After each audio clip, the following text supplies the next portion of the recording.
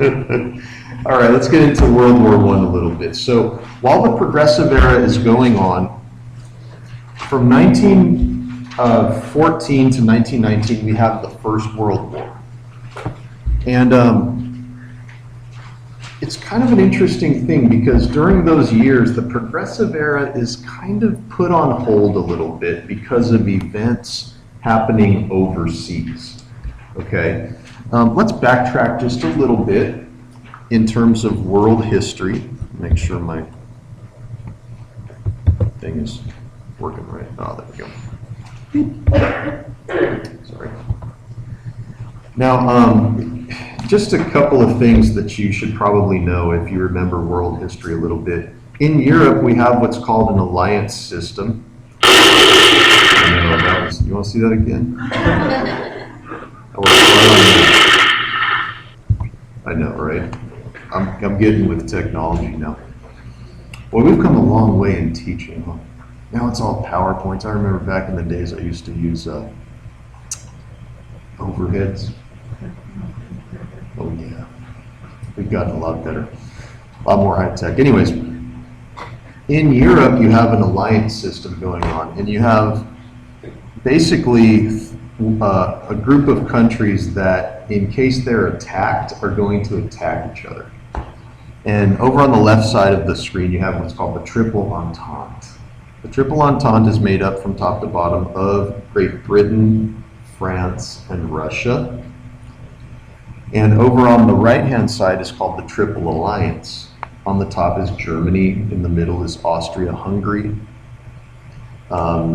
It's Austria-Hungary because, like, if you squint really hard, you can see it says Austria right there, and Hungary. They're like a double nation, I guess. And the bottom is Italy. And what's happened in Europe is since about 1870 and all throughout the late 1800s, well, we're going through the Gilded Age, these nations have been developing economically and militarily. And what started to happen is each country has started to stockpile vast amounts of weapons. They've started to grow significantly militarily, and not only that, but being able to produce the means of waging war. Like all the steel that we're producing, they're using to basically one-up each other. It's kind of like an arms race that's going on. And the real thing that most people don't understand about World War I is if you look at Germany right here, Germany is the country that most everybody is scared of. You know, the 1800s kind of belonged mostly to Great Britain. France feels it's necessary to join with Great Britain in case of an attack because they don't trust Germany. Germany is the scary new kid on the block, so to speak. And Russia's definitely scared of Germany too. Austria-Hungary's kind of on the decline in the 1800s. Italy actually leaves this alliance. They kind of punk out. Eventually they're replaced by other countries like the Ottoman Empire and stuff. But you have this alliance system. And it makes for an interesting map here when you look at Europe in 1914. Geographically speaking, and as I told you, Italy kind of left the alliance. But in its place, you get the Ottoman Empire, you get Bulgaria, and all of these countries that are part of what used to be the Triple Alliance kind of become what's called the Central Powers, and you can see geographically where they're located. Over on the left and the right, the West and the East, we have France, Great Britain, and Russia kind of sandwiching those countries. And this war is a perfect example of how so many things can happen at one time. Like each country can build up their military to the point where they're ready to go at war at any time. And then it just needs that one little thing, that one little spark, to set them all over the edge, right? Now, those of you that know your trivia, if you've been playing that game, Trivia Crack, have you heard of that? Okay, never mind. I'm just glad you're playing video games that are actually educational. Who was the guy that was killed to start off World War I, you're about to burst out of your seat. Because you know. His friends Ferdinand were assassinated by members of the Black Hand. The Black Hand. Oh yeah, there he is, right there. There he is on Twitter, Archduke Franz Ferdinand and his family. Here he is. Now, Archduke Franz Ferdinand is the next in line in Austria's succession line. Okay, so his dad is named Franz Joseph, who's the emperor. Franz Ferdinand is the guy, his son, who's going to be, in case Franz Joseph kicks the bucket, this dude is installed as the emperor. Now, if I go back to this map, I don't want to get too overly technical here, but what's happening is that this little place called Sarajevo has been taken over, and this is part of what is present-day Bosnia, basically. Anyways, a long time ago, Austria-Hungary had taken over this area, and the Serbs, who are the people that populate this area, never liked that. They never liked a foreign power coming in to take over their land. And so there's resistance movements that spring up. The Austrians would call them terrorists, because what they're trying to do is they're trying to separate from the Austrian Empire and create their own, state, pretty much. Sound familiar? It kind of sounds like stuff happening in the world today. But anyways, what happens is that Franz Ferdinand goes down to that city, Sarajevo, and he is just doing what, people do who are in power. He's waving to people. He's like, hey, how you doing? And all of a sudden, this guy comes up and just pops him. Point blank range, there it is. He's gone. Don't know where the Secret Service is. He's like, what just happened? I don't know.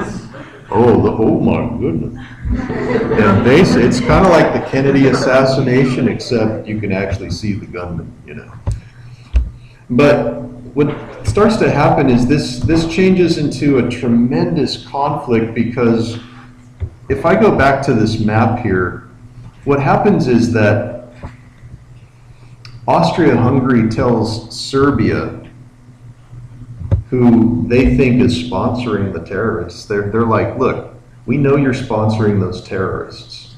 Because the guy that killed Archduke Franz Ferdinand was a guy named Gavrilo Princip. That's not important for you to know. He's a member of a terrorist group called the Black Hand. Okay?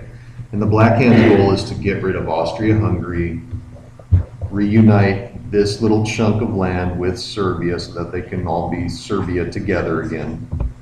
And they tell Austria-Hungary, like, look, we know you're sponsoring these terrorists. We know that you're behind this. Cough up the rest of the organization so that we can deal with this, right? So that we can bring justice, to the situation. And Serbia's like, we don't know anything about any terrorists. What are you talking about? Terrorists? Are you serious? Us? Nah, come on, man. And basically, Serbia then says to Russia, because Serbia and Russia share a common heritage, kind of a common alphabet even, common language, ethno-linguistic groupings, that kind of stuff. And Serbia's like, Russia, guys, Austria-Hungary is sweating this right now. Can you come to our aid if they attack? Because Austria-Hungary is threatening to invade us if we don't give up the terrorists in 30 days. And Russia's like, oh, no, we'll come to your aid, Serbia, if Austria-Hungary decides. And Germany hears that and it's like, oh, no, you didn't. Germany's like, no, if you attack Austria-Hungary, we got you. And then Great Britain's like, oh, okay, it's on. And so basically that one assassination sets off this chain of reaction. And the history books written by Russia and France and Great Britain, and even United States history textbooks back in the day will say that it was Germany's fault. Because Germany was technically the ones that declared war on Russia, which had nothing to do with any of this. But in a lot of ways, what they were trying to do is to create a war. And basically, that's what ended up happening. 1914, World War I starts. We have what's called, and I'm sure you guys have known this, I don't want to go too much into detail, but we have a trench warfare between the Western countries and the Central countries, France and Germany. And basically this is the ultimate symbol of World War I, where basically everybody who was fighting in the war, Germany, France, Great Britain, they thought the war started in the summer of 1914, okay? Everybody thought the war would be over by Christmas. They're like, oh, it's gonna be fun, we're just gonna kick some butt, it's gonna be over, it's gonna be over. Didn't happen. Divulged into trench warfare. Trench warfare was very bad, of course, I don't wanna go too much into it, but it was warfare that was basically futile. Each side would dig trenches and they'd rush each other, and then they'd get killed in these no man's lands because of the machine gun. The machine gun basically made it so that everybody would be gunned down if they tried to advance and stuff. And that's World War I in a nutshell for like 4 years. Not a very smart war to fight, but that's what happened. Yes, sir. I would disagree that it wasn't a smart war because there was a development of many Chemical weapons? chemical weapons, for example, chlorine gas. And No, I agree with that point. From a scientific standpoint, yeah. But I'm just saying from a military and strategic standpoint, if you have machine guns that are put here and the other side has machine guns here, there's no way that each side is going to run across and be able to take the other guy's trench. The trenches never moved more than 5 miles in either direction. It was a stalemated war. But no, I agree with you, scientifically. I know what you're saying. Yes, sir. Also, the trenches were like a really bad place to live in. They were like with rats and bugs and diseases. Good times. Good times. Trench foot. I could go into this, and I'm not going to go there. But the United States, I just want to talk a little bit about the United States. The United States was neutral in World War I, okay? Completely 100% neutral. Not really. What the United States wanted to do in relation to this, they knew a war was going on, obviously. You'd have to be stupid not to know that there was a war going on. But what the United States didn't want to do is they didn't want to get involved in a war because there were a lot of reasons. Number one, the economy, the progressives were making headway. In 1912, there was an election where the socialists had done really well, and socialists are very anti-war, so there was kind of an anti-war feeling in America. But there are certain events that kind of suck America into this conflict. And I'm just going to go over like a few of them. Number one is the incessant bombing and torpedoing of American ships by German U-boats. U-boats are submarines, of course. And the Germans, and I know the PowerPoint only says March 1917, April. Don't think that that's the only time the Germans actually shot down a whole bunch of American ships. The Germans have been shooting down American ships all throughout 1915, 1916, 1917. The most famous ship was a cruise ship called the Lusitania, which was a ship that was a British ship that had a whole bunch of Americans on it. Over 1,000 people were killed. And still the United States didn't do anything, and that was 1915. Again, there was a lot of, like I said, anti-war sentiment, people not willing to commit the resources to fighting a war. And frankly, America didn't have the military resources to even fight a war in the first place. I mean, their military was just woefully pitiful. But in March 1917, there are some things that happen, as you can see there. Also, later on that year, you have what's called the Zimmermann Telegram.